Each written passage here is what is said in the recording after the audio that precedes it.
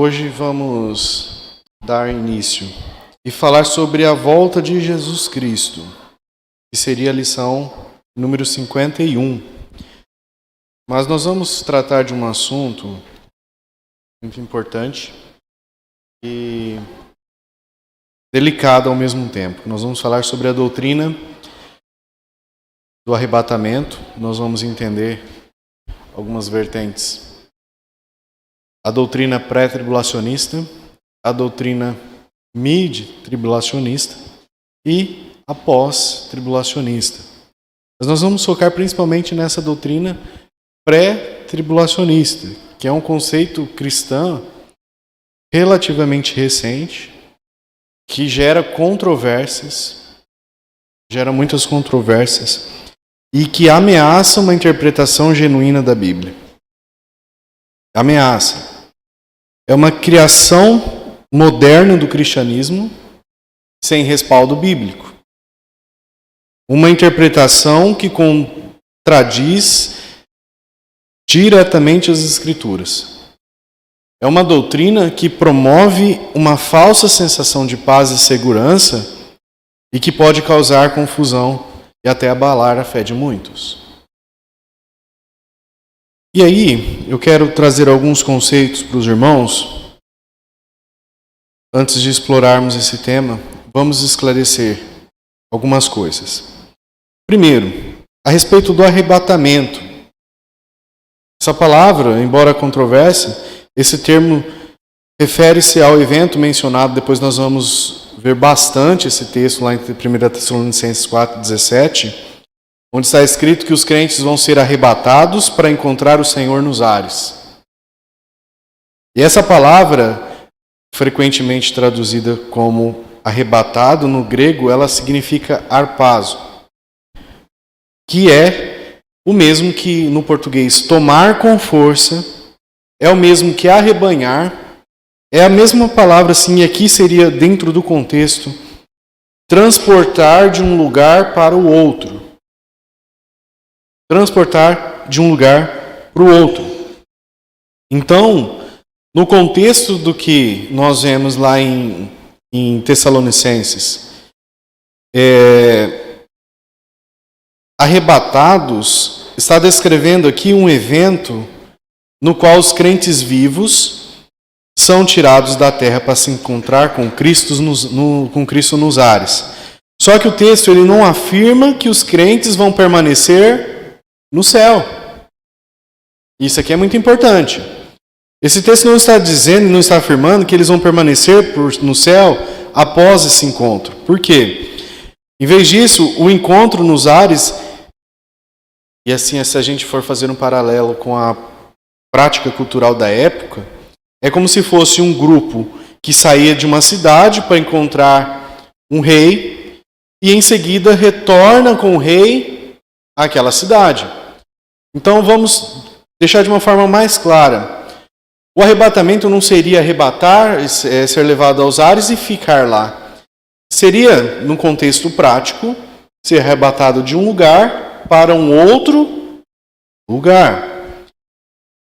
Outra coisa que nós também temos que entender, o livramento. Ele fala que os crentes terão livramento, pré-tribulacionista. Mas o que é esse livramento? Será que dá a ideia de ser resgatado e que não vai passar por aquilo? Quando nós vemos que, na realidade, está associando a intervenção divina no contexto para que ele nos ajude a suportar situações difíceis. O livramento é nesse contexto. E aí que nós cremos, o pós-tribulacionismo, que é a crença de que o arrebatamento vai acontecer simultaneamente à segunda vinda de Cristo, ou seja, no período final da tribulação. No período final, que já inicia-se imediatamente o reino milenar de Cristo. Entra o milênio. Depois, o que nós vamos aprofundar e debater, que é a questão da doutrina pré-tribulacionista, porque eles entendem que o arrebatamento vai ser um evento distinto da segunda vinda de Cristo. vai ser um evento distinto e que vai ocorrer, né, antes do início do período da tribulação. Tem alguns que creem também no mid-tribulacionismo, ou seja, que a igreja vai ser arrebatada no meio da tribulação. E o arrebatamento prematuro. Os irmãos verem que o negócio vai se ramificando. Esse arrebatamento prematuro, que sugere que o arrebatamento vai acontecer no momento, e esse momento vai ser separado da segunda vinda de Cristo. E aí tem outra vertente que fala que a teoria, que é o arrebatamento parcial, que fala que somente uma parte dos crentes vai ser arrebatada. E que a outra, as demais, né, que a outra parte vão permanecer na terra para enfrentar a tribulação. Irmão, só que um dos principais problemas da doutrina pré-tribulacionista é que ela contradiz os princípios fundamentais da interpretação bíblica. Contradiz diretamente a interpretação bíblica. Que segundo os métodos tradicionais de análise bíblica, como que é o que acontece em que um texto ele perde seu significado direto e claro. Por quê? Porque você tira algumas passagens do contexto para poder dar uma interpretação diversa daquilo que você está tentando defender. E aí, os defensores dessa doutrina acreditam que ela tem um fundamento sólido, só que na verdade, quando nós vamos olhar biblicamente, essa doutrina não tem fundamento sólido nenhum. Nenhum. Embora os defensores dessa teoria frequentemente alegam que essa crença está baseada em uma leitura simples, em uma leitura racional bíblica, porque eles defendem isso, que é muito simples você encontrar essa doutrina pré-tribulacionista na Bíblia. Basta você ler. Só que nós vamos ver que a realidade é completamente outra, é completamente diferente. Porque quando nós lemos as Escrituras, nós vemos que ela não sustenta, ela não passa para nós a ideia de um arrebatamento antes da tribulação. Não passa. E eu vou falar aos irmãos agora, e é muito importante, principalmente para você que está nos acompanhando nas redes sociais. Sabe como surgiu essa falácia de doutrina pré-tribulacionista? Foi com um padre chamado Francisco Ribera. É um padre jesuíta espanhol. E ele desempenhou um papel fundamental nesse conceito de doutrina. Esse padre, esse Francisco Ribera, ele foi, na verdade, o precursor da doutrina do dispensacionalismo, nós vamos ver depois, e do pré-tribulacionismo. Esse padre, em 1585, ele publicou um comentário sobre o Apocalipse, intitulado In Sacrum Beati e Apostolic, em latim. E qual que era a intenção desse padre, desse Francisco Ribera? Ele tinha um objetivo claro. Ele queria desviar a atenção dos protestantes. Olha só a jogada. Ele queria desviar a atenção dos protestantes que falava que o sistema papal era a personificação do anticristo. Então ele queria, de início, tentar desviar essa atenção dos protestantes de que o sistema papal, o sistema católico romano era a personificação do anticristo.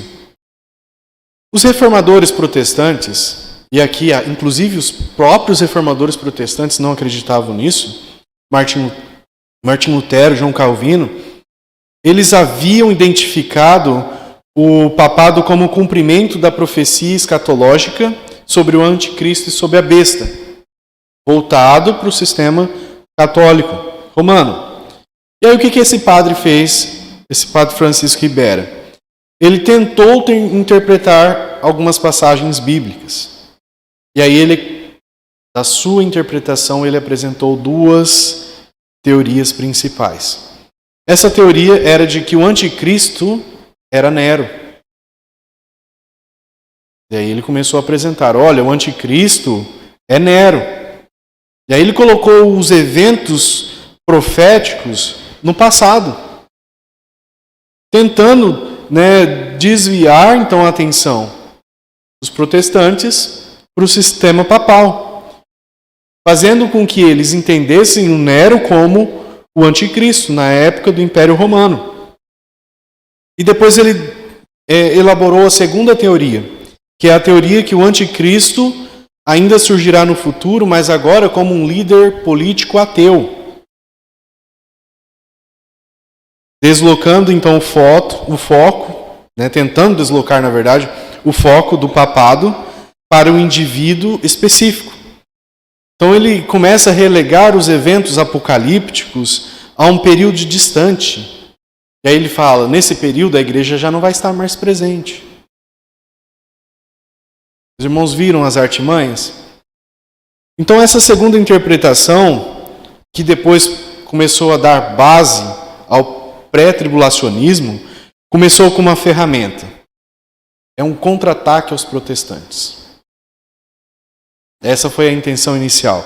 Um contra-ataque aos protestantes. Então Ribiera, ele argumentava que a igreja, representada pelo sistema católico, ela seria retirada do mundo antes dos eventos apocalípticos. Que ela iria escapar do julgamento. E aí o que acontece? Séculos depois, um senhor chamado John Nelson Darby,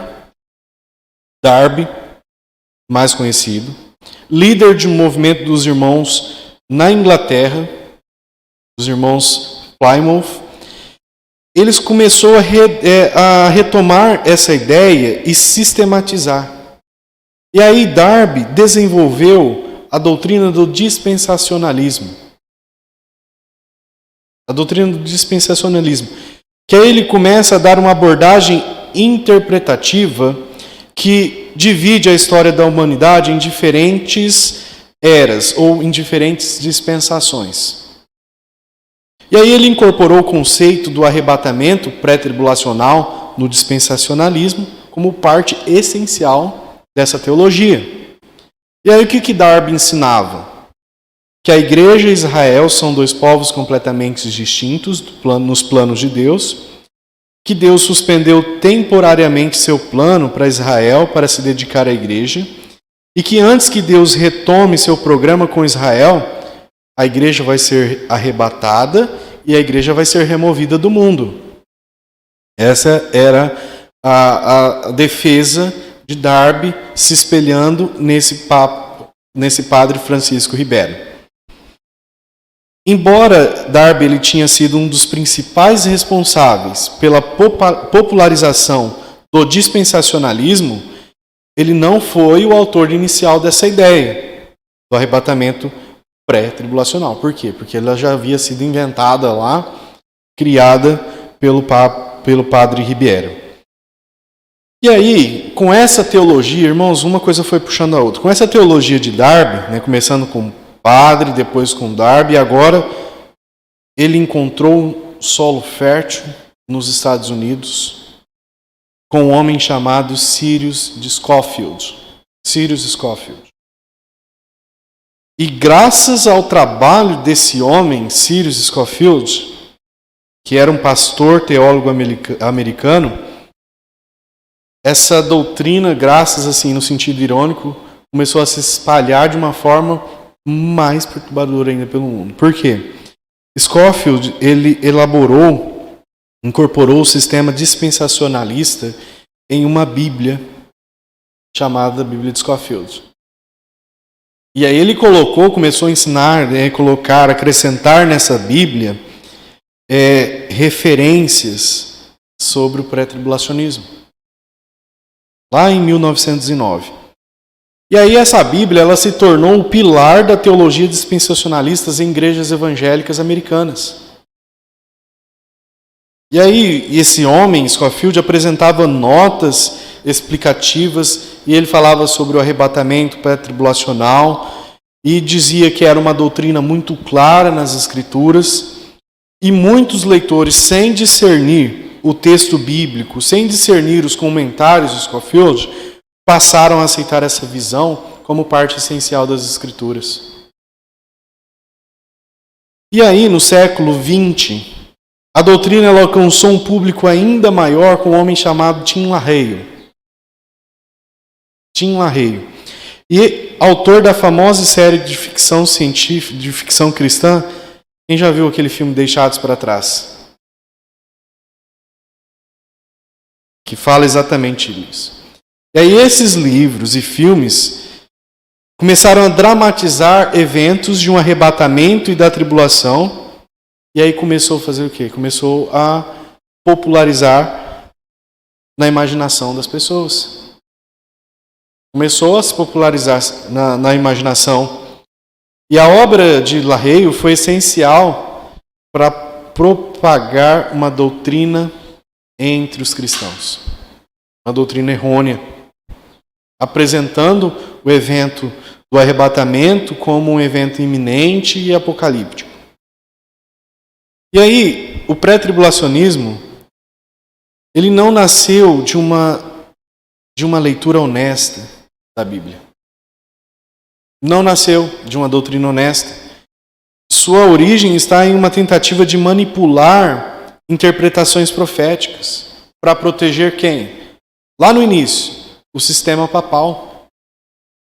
Para proteger o sistema papal. Então, ao longo dos séculos, essa doutrina, essa falácia de doutrina, ela foi se espalhando, havendo várias reinterpretações, ela foi se popularizando por figuras influentes que, no final, acabaram ajudando a consolidar como uma doutrina amplamente aceita. Hoje, praticamente 90 e alguma coisa por cento das igrejas acreditam nessa doutrina. Né? Mas nós vemos que ela não tem base sólida. Porque essa doutrina ela não apenas deturpa o ensino bíblico, mas também ela prepara milhões de cristãos para uma desilusão espiritual. Principalmente quando eles se depararem com a realidade da tribulação. E agora nós vamos dar uma olhada um pouco, se a gente for se aprofundar no Velho Testamento, nós vamos encontrar sobre a vinda de Cristo algumas informações. Mas a primeira, a vinda de Cristo será em quantas vezes? Foi em quantas vezes? Ele veio uma vez, vem de novo, uma segunda vez. Então nós vemos que, inclusive no Velho Testamento, há a visão clara de duas vindas distintas do Messias. Ele vem como um servo sofredor e depois vem como rei vitorioso. E o conceito do arrebatamento pré-tribulacionista, defendido por muitos, aceita a ideia de uma terceira vinda. De uma terceira vinda de Cristo. Por quê? Aí eles começam a contradizer a narrativa bíblica que há tanto tempo refere-se ao retorno de Cristo como a segunda vinda. Não fala a terceira vinda de Cristo. Né? E para sustentar essa teoria, os seus proponentes, os seus defensores, acabaram tendo que dar um jeito. E aí o que eles fizeram? Vamos reinterpretar as passagens. E aí o que eles estão fazendo? Não é mais a vinda, agora é o aparecimento. Que ele vai aparecer, ele não vem mais. É o aparecimento. Irmão, se o arrebatamento pré-tribulacionista ele fosse bíblico, as Escrituras deveriam fornecer uma base sólida para a ideia do aparecimento antes da tribulação. A Bíblia deveria falar sobre o aparecimento antes da tribulação. E a Bíblia deveria distinguir esse aparecimento da segunda vinda propriamente dita. Ela deveria ser específica. Contudo, nós vemos que os textos sagrados, eles consistentemente se referem ao retorno de Cristo como um único evento após a tribulação, a sua segunda vinda. 2 Timóteo 4:1 nós encontramos: conjura-te, pois, diante de Deus e do Senhor Jesus Cristo, que há de julgar os vivos e os mortos na sua vinda e no seu reino. Este versículo conecta diretamente a vinda do Senhor ao início do reino. Não perca de vista isso. Quando começa o reino de Cristo? Na sua vinda. E aí nós vemos, não há menção de um aparecimento separado. Não há menção aqui de um evento prévio à tribulação. A estrutura aqui implica que a vinda do Messias inclui o julgamento e o estabelecimento do seu reino, que está essencialmente associado no final da tribulação. Hebreus 9:28. Assim também Cristo, oferecendo-se uma vez para tirar os pecados de muitos, aparecerá segunda vez, sem pecado, aos que esperam para a salvação. E aí nós vemos, se a teoria do arrebatamento pré-tribulacionista ela estivesse correta, seria necessário que o texto dissesse: aparecerá também uma terceira vez. No entanto, a expressão segunda vez deixa claro que a próxima manifestação de Cristo será única, será singular, ela não vai ser dividida em partes, como eles defendem. Tiago 5:7. Sede, pois, irmãos, pacientes até a vinda do Senhor. Eis que o lavrador espera o precioso fruto da terra, aguardando-o com paciência, até que receba a chuva temporânea e serode. E aqui Tiago instrui os crentes a serem o quê? Pacientes. Pacientes até quando? Até a vinda do Senhor. O texto dá espaço aqui para interpretar a vinda em dois eventos? Até a vinda do Senhor. Qual a vinda? Uma única. A paciência está relacionada a um evento único, que é uma restauração e uma recompensa. 1 Tessalonicenses 4, 15 e 17. Dizemos-vos, pois, isto pela palavra do Senhor, que nós, os que ficarmos vivos para a vinda do Senhor, não precederemos os que dormem. Porque o mesmo Senhor descerá do céu com alarido, e com voz de arcanjo, e com a trombeta de Deus, e os que morreram em Cristo ressuscitarão primeiro. Depois nós, os que ficarmos vivos, seremos arrebatados juntamente com Ele nas nuvens, a encontrar o Senhor nos ares, e assim estaremos sempre com o Senhor. Aqui é uma passagem frequentemente usada para defender o arrebatamento pré-tribulacionista. Só que, no entanto, quando o termo se está referindo, ou nós vemos a expressão vinda do Senhor, nós vemos que é a expressão central. Vinda do Senhor.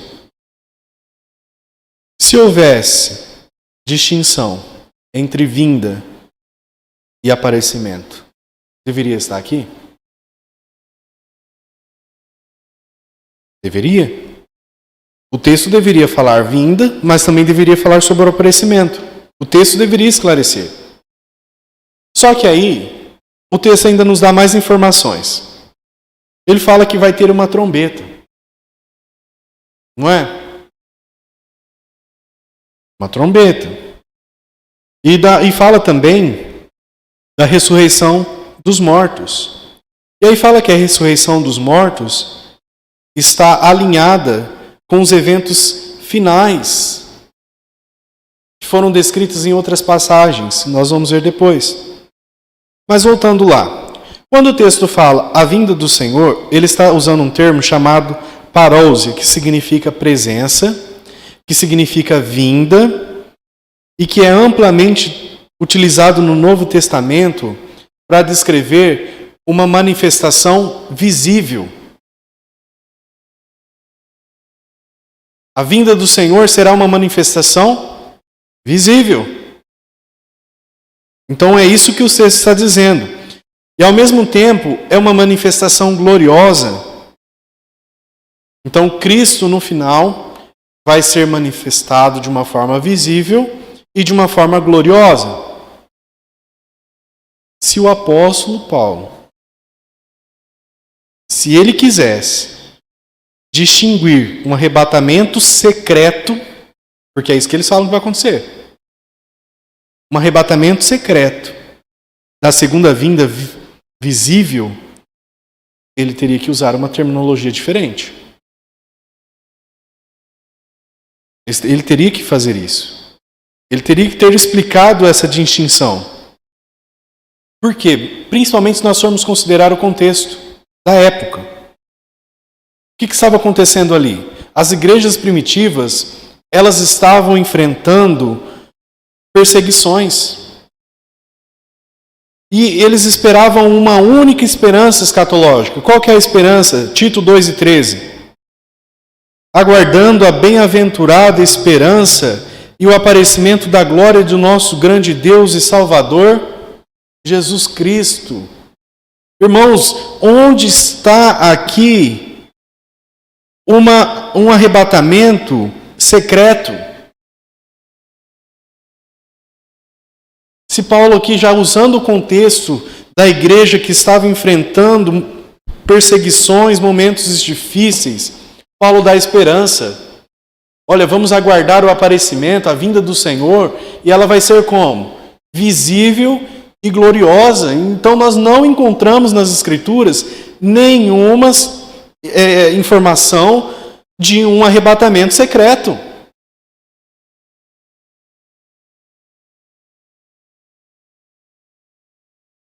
E aí continua, 1 Tessalonicenses, o versículo 16, 4:16.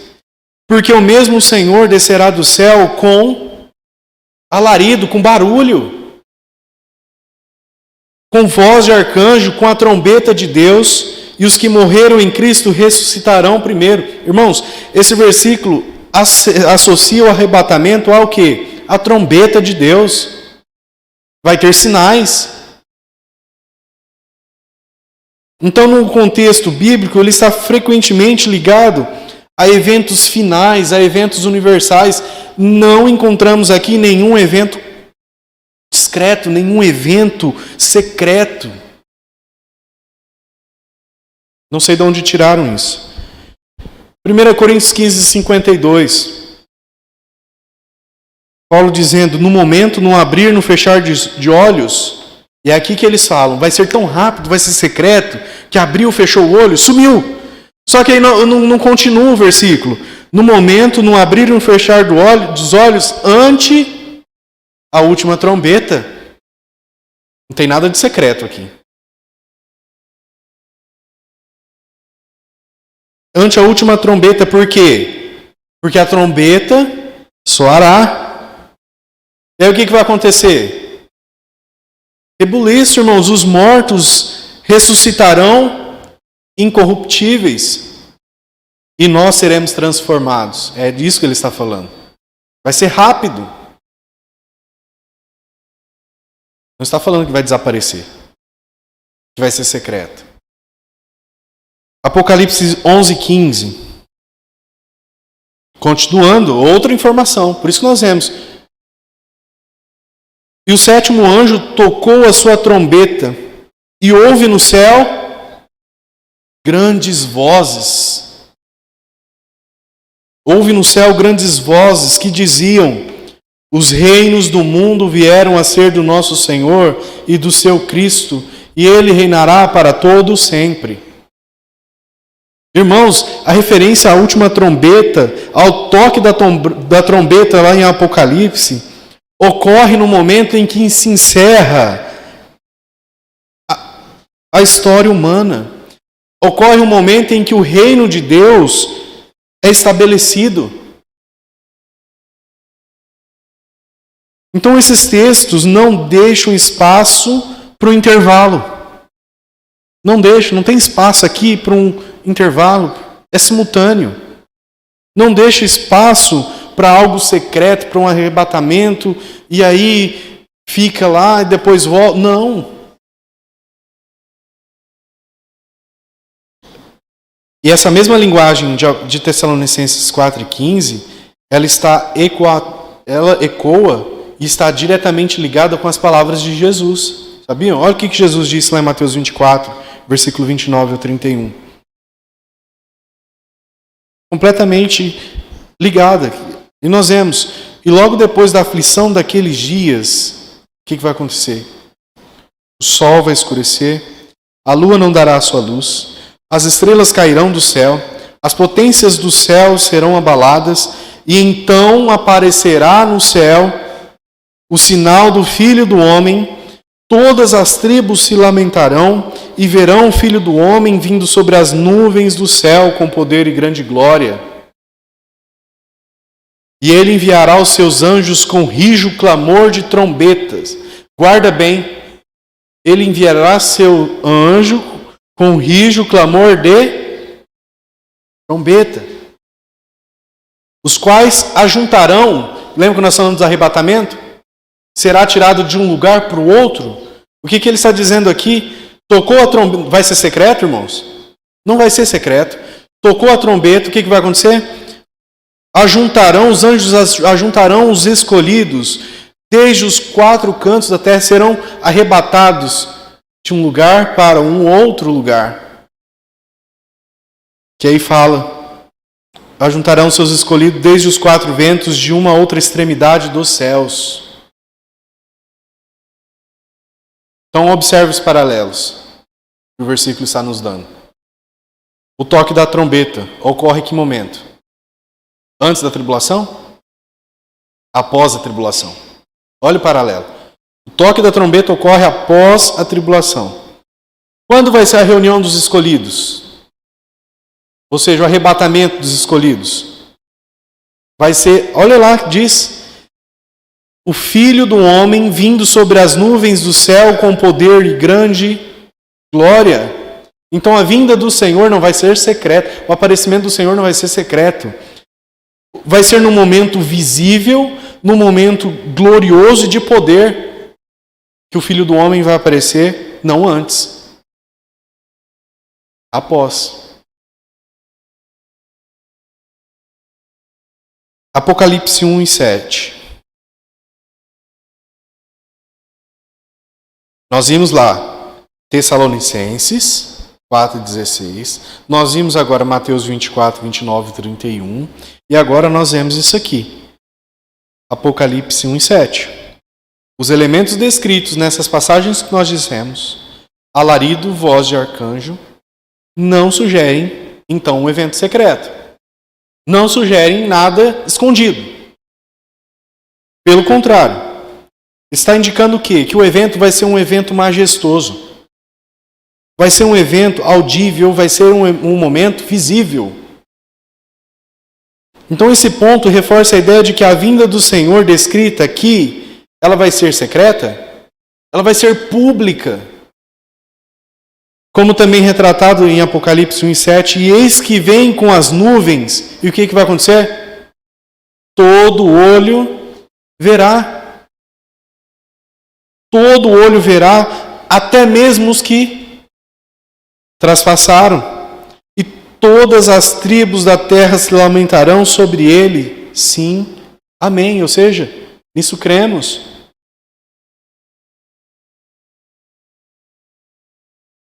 Mas, irmão, e quando fala encontrar o Senhor nos ares? Encontrar o Senhor nos ares. Essa expressão, ela aparece também em outros lugares no Novo Testamento. Seria a mesma coisa que nós dizermos. A palavra é apainstens, depois a gente escreve na lousa. Mas lá em Mateus 25:6, foi a mesma palavra usada. Mas à meia-noite ouviu-se um clamor. Aí vem o esposo. Saí-lhe ao encontro. Saí-lhe ao encontro. Atos 28:15.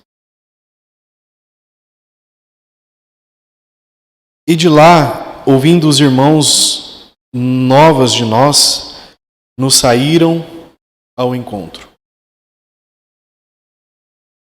De Ápio e as 3 vendas, e Paulo, vendo-os, deu graças a Deus e tomou o ânimo.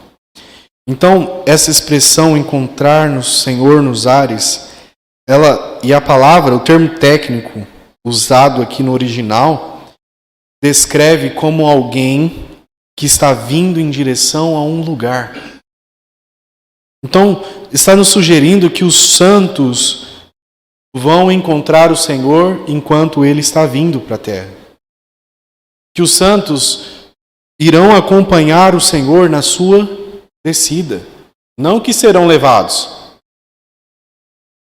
mas que os santos vão acompanhar o Senhor na sua descida. Eles não vão ser levados para longe da terra.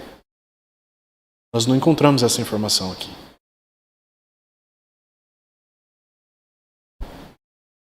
E mais, a igreja de Tessalônica, como nós dissemos, ela estava enfrentando perseguições. Ela estava enfrentando sofrimentos. E aí Paulo ele escreveu para encorajar aqueles irmãos, para encorajar a igreja, destacando que tanto os vivos quanto os mortos em Cristo vão participar da glória da sua vinda.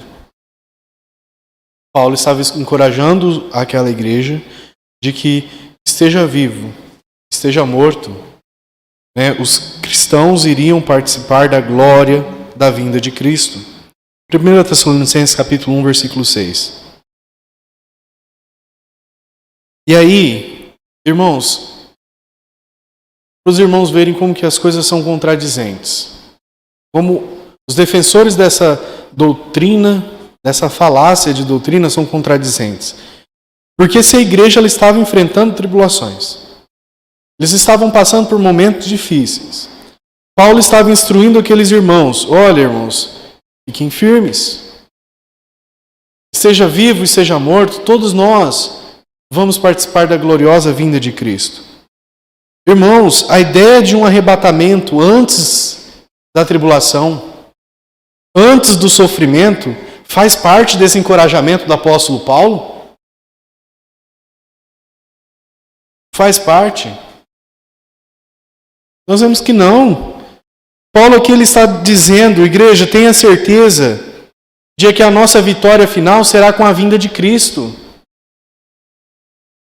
Passe pelo que tem que passar, porque a nossa vitória será a vinda de Cristo. A vitória final para todos os crentes será a sua vinda gloriosa. Ele não está aqui falando para a igreja, olha, fica tranquilo que vocês não vão sofrer não. Paulo está encorajando a igreja no momento de sofrimento. E aí ele fala, e vós fostes feitos nossos imitadores e do Senhor, recebendo a palavra em muita tribulação, com gozo de espírito. É um momento difícil que vocês estão recebendo a palavra, mas estão recebendo com gozo do espírito. Em 1 Tessalonicenses 2:14, Paulo continua dizendo, porque vós, irmãos, haveis sido feitos imitadores das igrejas de Deus que estão na Judéia, que na Judéia estão em Jesus Cristo, porquanto padecestes de vossos próprios concidadãos o mesmo que os judeus lhes fizeram a eles. Então o que Paulo está dizendo aqui? Está mostrando que os tessalonicenses já estavam familiarizados com a ideia de sofrer. Eles já estavam familiarizados com a ideia de sofrer por causa da fé. E Paulo encoraja ainda mais esses irmãos a permanecer firmes em meio às dificuldades. Olha, Paulo escreveu sobre o arrebatamento, sobre a tribulação neste momento. Como que ele iria escrever sobre algo completamente diferente?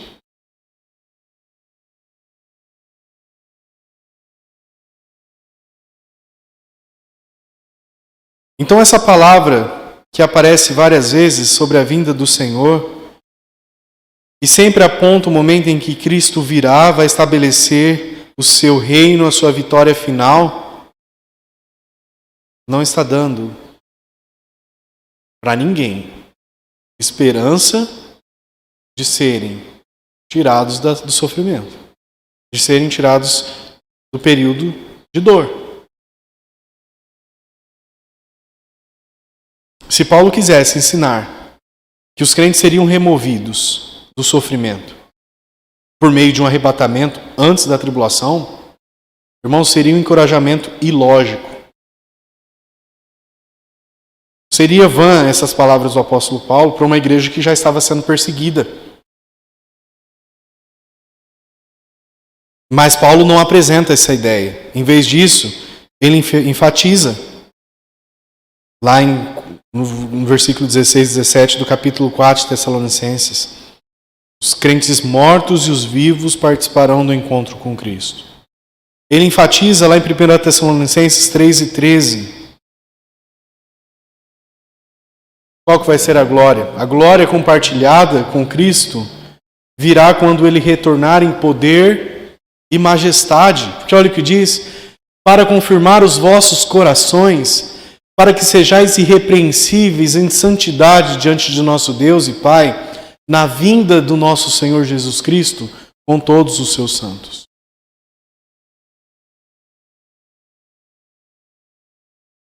Por que o pré-tribulacionismo não faz parte desse encorajamento? Porque eles já têm uma ideia de que eles seriam arrebatados antes do sofrimento, que eles seriam poupados das dificuldades. Onde nós vemos na Bíblia alguma promessa de fuga do sofrimento? Em nenhum lugar. Mas sim, nós encontramos na Bíblia, em toda a Escritura, encorajamento. Palavras de encorajamento, de esperança, para dar força para que todos suportem com confiança, esperando uma vitória final. Como diria um professor, não tem pão quente todos os dias, não. 1 Tessalonicenses, ainda, capítulo 3, versículo 3 e 4. Para que ninguém se comova por essas tribulações, porque vós mesmos sabeis que para isto fomos ordenados. Irmãos, fomos ordenados para isso. Pois estando ainda convosco, vos prodizíamos que havíamos de ser afligidos, como sucedeu e vós o sabeis. Não tem promessa de fuga de sofrimento aqui não, irmãos. Ele está dizendo, olha, vocês sabiam, nós já havíamos falado que vamos ser afligidos. Está claro. E é assim que aconteceu. Então aqui Paulo está deixando claro que o sofrimento é uma parte esperada da vida cristã. Então isso contradiz completamente essa falácia de que vamos ser removidos antes da tribulação. E aí nós vemos Paulo consola os Tessalonicenses lembrando a certeza da ressurreição, da união com Cristo. Porque aí ele fala no capítulo 4, versículo 17 e 18, depois nós, os que ficarmos vivos, seremos arrebatados juntamente com Ele nas nuvens, a encontrar o Senhor nos ares, e assim estaremos sempre com o Senhor. Portanto, consolai-vos uns aos outros com estas palavras. Essa ideia aqui, essa consolação não está baseada na ideia de escapar da tribulação, mas na certeza de que no final os crentes serão vindicados e que estaremos sempre com o Senhor. Lembre-se da parábola do ladrão da noite? Mateus 24, capítulo 42 e 44. Vigiai, pois, porque não sabeis a que hora há de vir o nosso Senhor. Mas considerai isto: se o pai de família soubesse a que vigília da noite havia de vir o ladrão, vigiaria e não deixaria minar a sua casa. Por isso, estáis vós apercebidos também, Porque o Filho do Homem há de vir a hora em que não penseis. O termo ladrão aqui se refere a quem? Cristo, Messias. O Messias chegando, mas se refere a ele chegando de uma forma inesperada. Apesar de falar que ele chegará de uma forma inesperada, nós encontramos aqui indícios de que isso implique um arrebatamento secreto? O que o texto está falando? Ele vem de uma forma inesperada. Mas ele não está falando que vai ser secreto. Pelo contrário. Porque nós vimos lá, lembra que nós vimos lá nas palavras do próprio Jesus, que os eventos posteriores, lá no mesmo capítulo 24, do versículo 29 a 31, que nós já lemos, descrevem o quê? Os sinais visíveis. Sinais visíveis no céu, a reunião dos eleitos, dos escolhidos, a manifestação gloriosa do Filho do Homem. Não tem nada secreto. Cremos que a igreja então passará pela tribulação antes da vinda de Cristo. Ao contrário dessa mentira que ensina que o arrebatamento vai acontecer antes da tribulação. Para os pré-tribulacionistas, a expectativa é de um resgate imediato. Um evento que não está escrito em lugar nenhum, como nós vimos. O alerta dado nas Escrituras é claro. Muitos crentes genuínos, aqueles da igreja, estarão esperando o Messias antes que ele de fato venha. Apocalipse 3:3, nós vemos: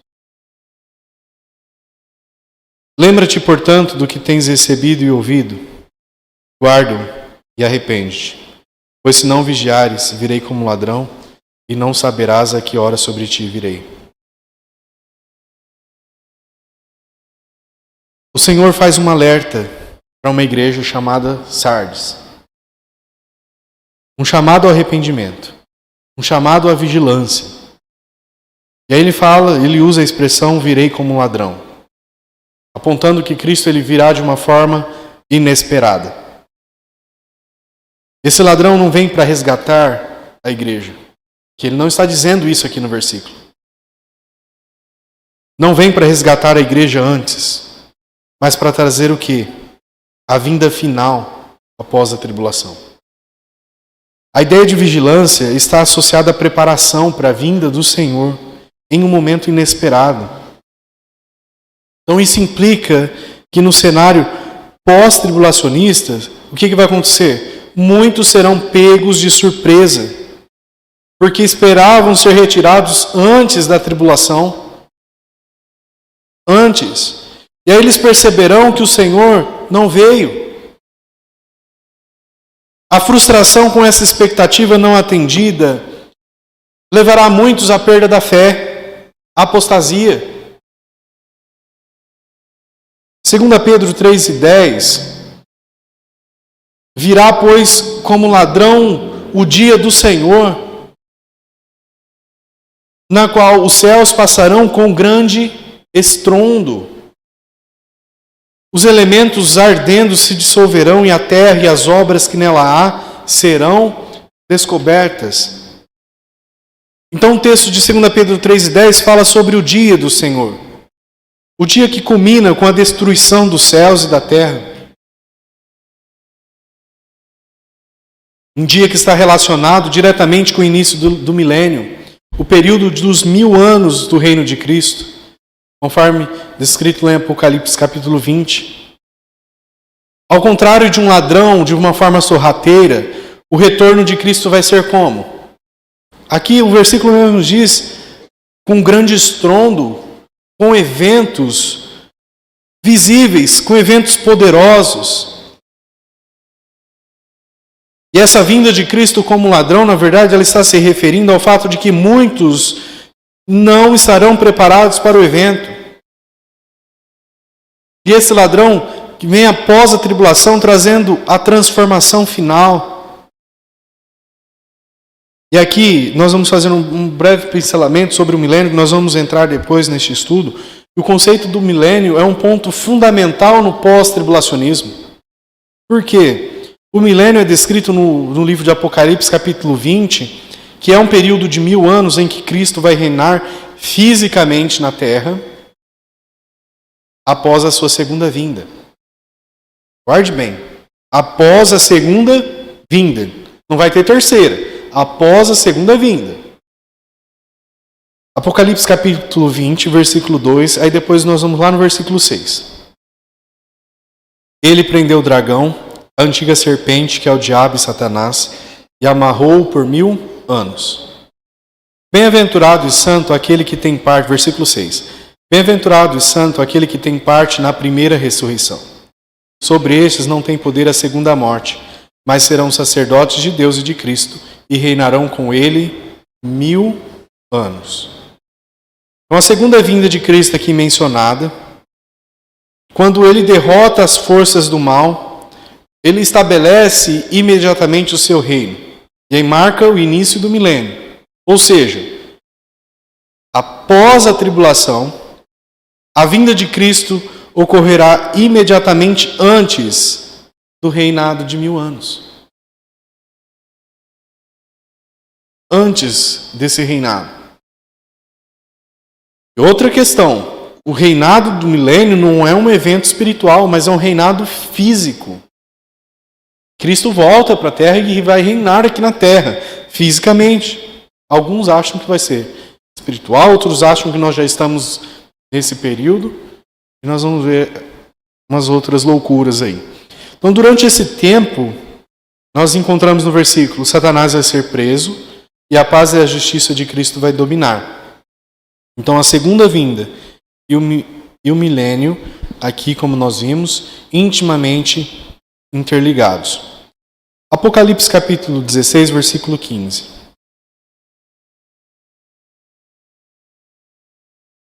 Eis que venho como ladrão, bem-aventurado aquele que vigia e guarda suas roupas, para que não ande nu e não se vejam as suas vergonhas. Na vigília, a preparação é necessária, porque a vinda de Cristo vai ocorrer. E quando muitos crentes estarão desiludidos por não terem sido arrebatados antes da perseguição, eles não estarão esperando a vinda de Cristo. E será exatamente este momento de desespero. Será exatamente este momento em que muitos estarão em apostasia. Erroneamente, irmãos, esses pré-tribulacionistas esperam um escape. Quando a tribulação chegar, muitos perderão a sua fé. E é um alerta. Eles esperavam em Cristo. Esperavam que Cristo os retiraria da tribulação. E essa tribulação pode resultar no que nós já dissemos várias vezes. Essa apostasia. Já que eles podem se perguntar se o Senhor os abandonou ou se as Escrituras estavam erradas. E aí nós chegamos a um ponto crucial e definitivo da questão. O pré-tribulacionismo não é apenas uma falsa. É uma mentira perigosa que pode levar muitos a essa apostasia. Aquele que se apega a essa ideia está se preparando, na verdade, para um verdadeiro colapso. Para um verdadeiro colapso.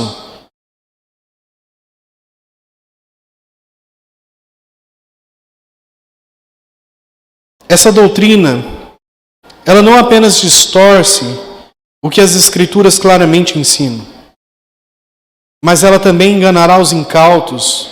Ela cria uma falsa expectativa de que, quando frustrada, ela vai gerar uma decepção espiritual irreparável.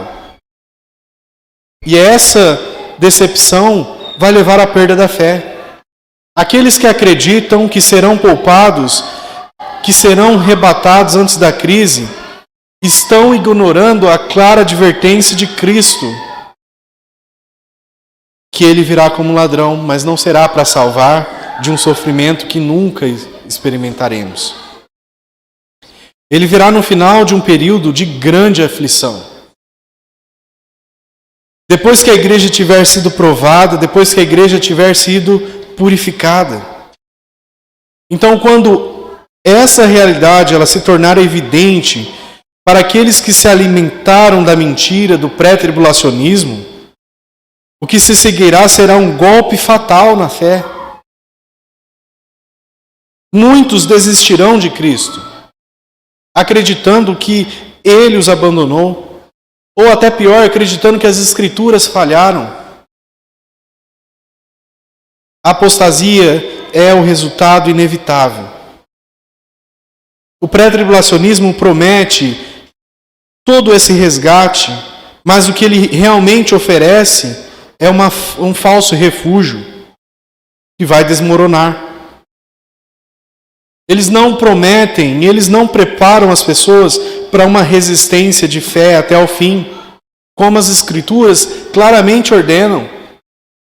Aquele que perseverar até o fim, esse será salvo.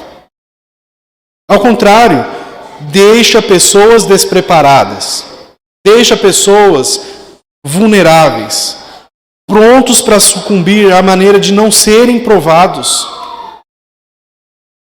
Portanto, quem ainda insiste em seguir essa falsa doutrina, essa falácia, não está apenas enganando a si mesmo, mas perpetuando um erro que pode destruir a fé de muitos.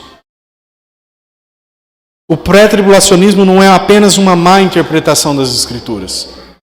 Não é apenas isso. É um convite à apostasia. Não oferece salvação verdadeira. Oferece uma falsa segurança. E aí, quando a tribulação chegar, se transformará em uma tragédia espiritual. A verdade bíblica, a verdade dura, uma verdade incontestável é que a igreja vai passar pela tribulação. Ela não escapará. O arrebatamento virá depois desta grande tribulação, como as Escrituras ensinam. O cristão ele deve estar preparado para viver com a fé inabalável, aguardando a vinda de Cristo com essa esperança, não baseado em mentiras, mas na certeza de que o Senhor vencerá o mal e que Ele vai restabelecer o seu reino no final de toda a aflição. E essa falsa doutrina é uma mentira diabólica. É uma armadilha fatal para a fé daqueles que não estão profundamente enraizados na palavra. É hora, irmãos, de derrubar essa mentira. De falarmos abertamente. Derrubar essa mentira que corrompe as esperanças dos crentes. A verdadeira fé é aquela que persiste até o fim. Que não se deixa enganar por doutrinas espúrias, mas que aguarda com paciência a vigilância e a vinda do Senhor após a tribulação, com confiança em sua promessa de vitória final. Qualquer outra provisão, qualquer outra tradição, qualquer outro entendimento é uma verdadeira traição do que diz as Escrituras. Amém? Que Deus nos ajude, irmãos. Obrigado.